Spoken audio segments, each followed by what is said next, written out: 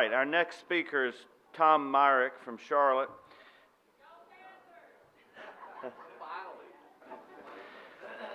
Information inflation, we're all dealing with it.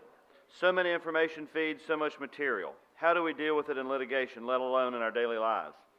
Trial lawyer Tom Myrick will discuss strategies for success in the information explosion era, new ways to search and retrieve information, use of sampling and iterative processes to ensure quality, creating the virtuous feedback cycle by using meet-and-confer sessions among counsel, the new Federal Rule of Evidence 502 and open discovery, and predictions for the future. Please welcome Tom Myrick.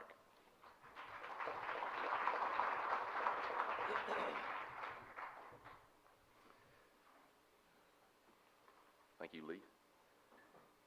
Alan Turing was the first computer scientist to define artificial intelligence. He was a computer scientist in the UK, and he defined it this way. If you have an interrogator with a set of written questions on one side of a wall, and on the other side of the wall you have a computer and another human being, when you can't distinguish who answered your questions, then you've created artificial intelligence. And the interesting fact about that is that test, the Turing test, was created in 1950. So we've got 63 more years of advancements in computer technology and access to it. So what I'd like to accomplish here is to basically give you a discovery schedule history, and then share with you what predictive coding is, how it's defined, how a proper predictive coding workflow should be set up, and then talk about some of the benefits and costs of it, and other technology-assisted review tools, or what we call TAR. And then give you a little bit of insight into how the judges are looking at this. This is a relatively new tool that we've got to have access to. And then how do you defend it? Now, I put this timeline up to show you the last couple decades as a way of sort of seeing what our trajectory is, where it's taking us in the future.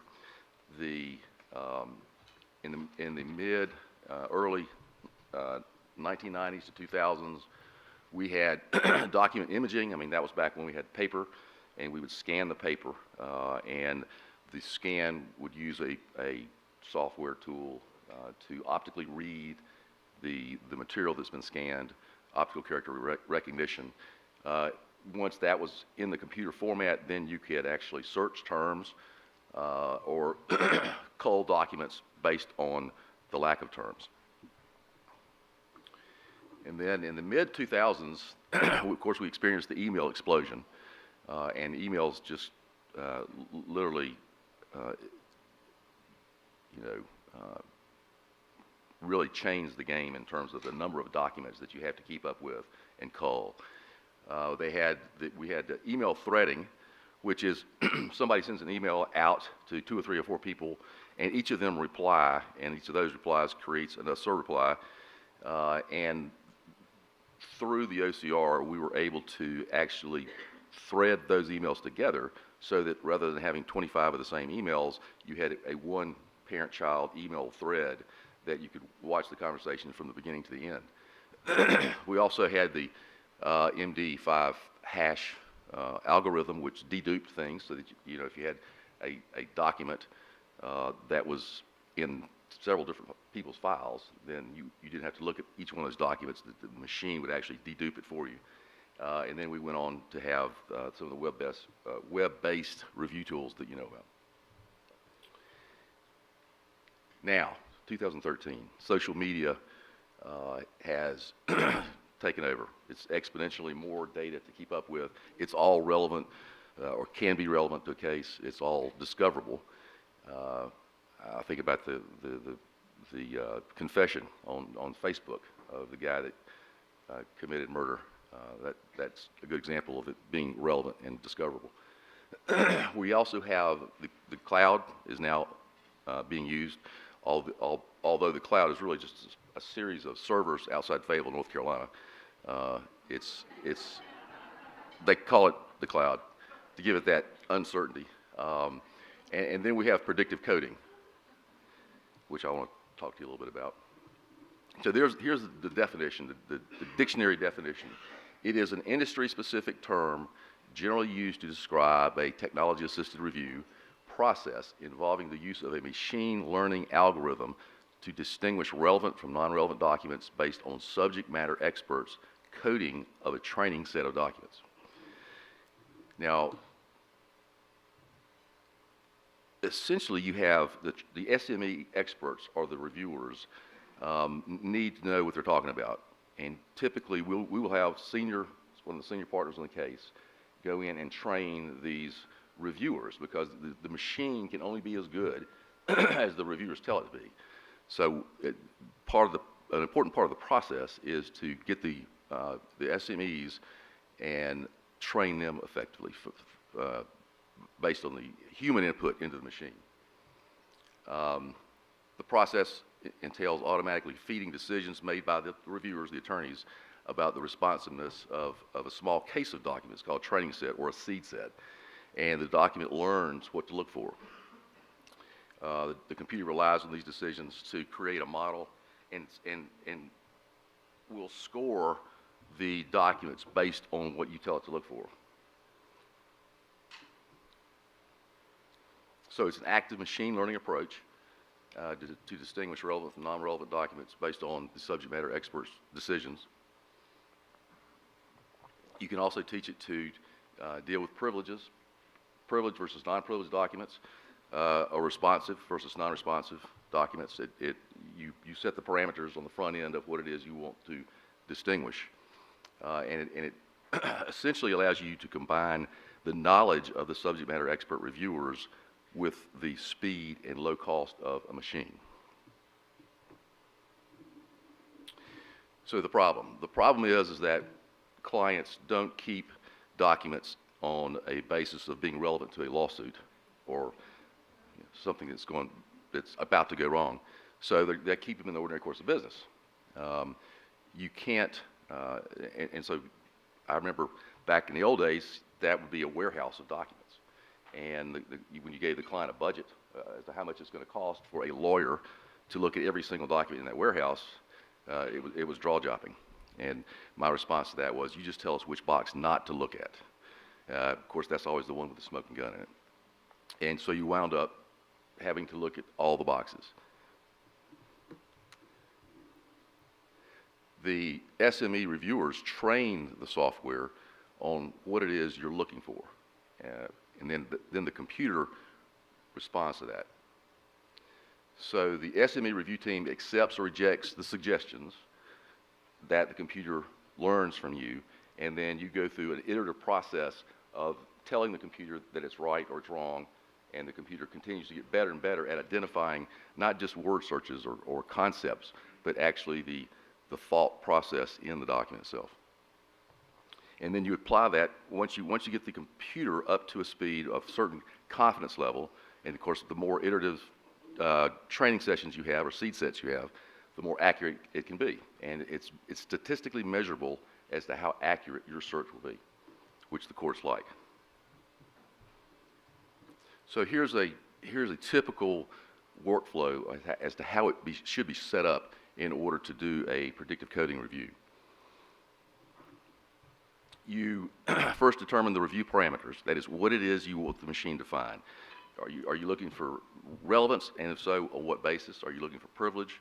Are you looking for responsiveness to certain requests for production? You then choose your product that you're going to use, that is the software that you want to use. And I've actually got some examples of those coming up here in a bit.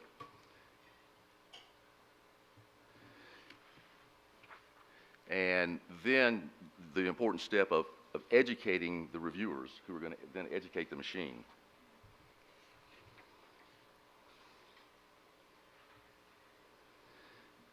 Okay.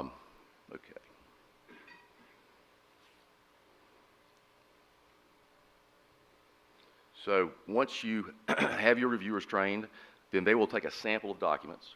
They will go through them and look for what it is you're trying to cull or what you're trying to identify, and then enter that into the system. The system learns what the sample is. Then the system goes out and takes from the universe of documents its own sample and basically reviews it on its own. The SME reviewers will then look at what the computer's done and tell it if it's right or not and to what degree of accuracy. And so then you feed those results as many training sets or seed sets as you want until you get the validated results that you're looking for.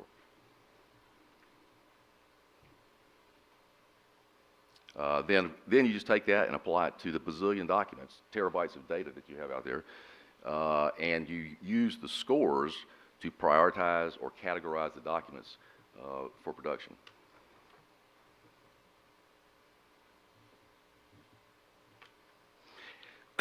By doing the iterative seed sets more and more times, you can actually dial in the accuracy of your search. So you can go to the court and say, you know, we can say with a 95% confidence level that we got every document that's relevant to that issue or to that question.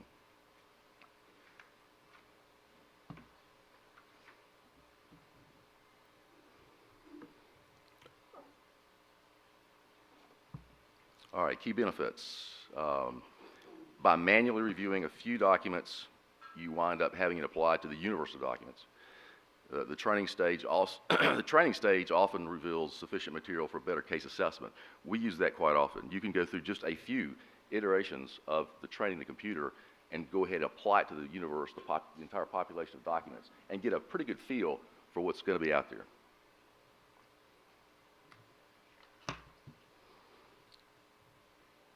Obviously, it saves time, and it is gaining acceptance by the judiciary, which I'll point out to you in a minute.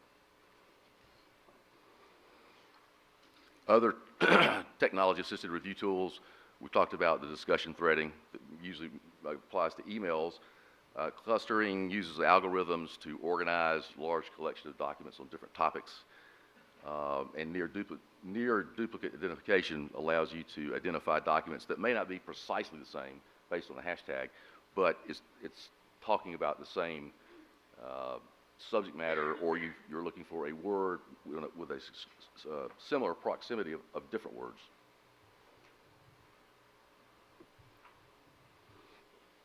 Keyword search, we talked about that. Once you have the document OCR, it's also called a Boolean search. You put in the keyword and it pulls up all the documents that contain that word.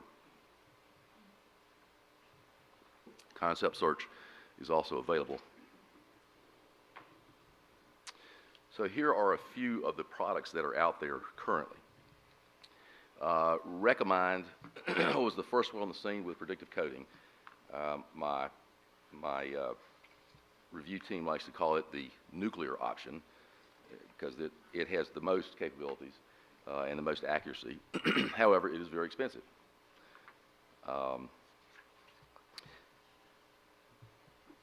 We at Moore & Van Allen actually currently have Clearwell, although Clearwell was recently bought by another company and they've changed their platform, so we're in the process of moving over to Relativity. We have decided to keep all of our confidential material off the cloud. So we have actually invested in the servers in-house and have the software so that nobody can hack into our system or you read about the NSA and how much, you wonder how much access everybody has to these very confidential documents. We're currently doing several investigations for some of the big banks.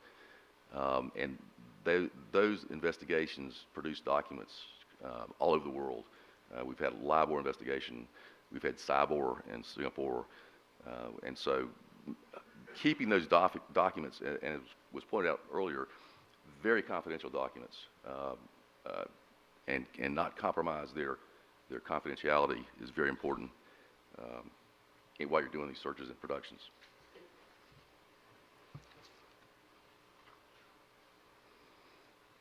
Nuix, claim to fame is culling, very powerful culling engine. Equivo was the first dedupe technical that was technically viable. And then Ringtail, formerly known as a 10x, it's also referred to as the Petri dish view. It's more of a simple feel to it. So some of the cases that have come out. De Silva is probably the primary case that the courts rely on. They had an agreement to use predictive coding. The parties disputed the methodology. 3.3 million emails were searched. EORHB is another one. That's the Delaware Chancery Court, where they ordered the parties to use the same product, which later broke down for various reasons. And most recently, they've been allowed to do go back to the manual search. But that was an important holding from a very well-respected court in Delaware.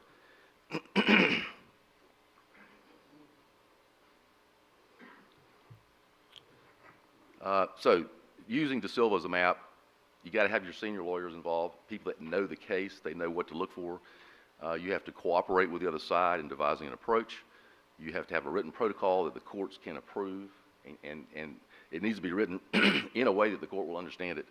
Now, share the seed set is what these cases have indicated, but the danger in sharing the seed set is that that's going to disclose your work product. I mean, how you decide what your seed set is going to signal the other side where you're headed with the case or what you think is important in the case.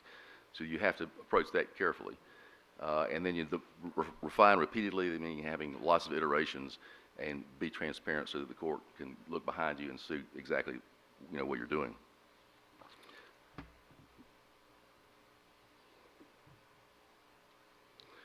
All right, so this is my final point here is this is the Rule 502 committee notes, and I point out that there's three pieces to it. The first piece is I would point out that it says it indicates that a review is required by current law of every document produced in discovery in order to determine whether it contains privileged information. Later on in the committee notes, it says when you have an inadvertent production of privileged data, it would not constitute a waiver of the attorney-client privilege, a subject matter waiver, if the holder took reasonable steps to prevent disclosure and then promptly remedied it. It goes on to say that using advanced analytical software applications and linguistic tools, which would include predictive coding, may be found to have taken reasonable steps, may be considered to have taken reasonable steps. Wish that language was a little bit stronger, but at least it gives you an argument. It's been blessed by the Rules Committee as to using predictive coding to call out privileged documents. So, in summary, you know what it is. I've explained to you how it works, and why you should care is dollars and cents. It is simply a cheaper way to identify and sort, categorize documents than paying a lawyer to go and look at every piece of paper. And even then, your accuracy or your level of confidence is not 100%.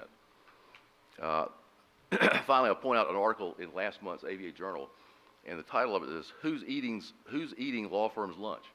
And it turns out the answer that's in the article is the accounting firms. The accounting firms have embraced predictive coding and the various technically assisted review tools, and they are building a huge business out of that, and they're not even lawyers. So that's just something to keep an eye on. Thank you.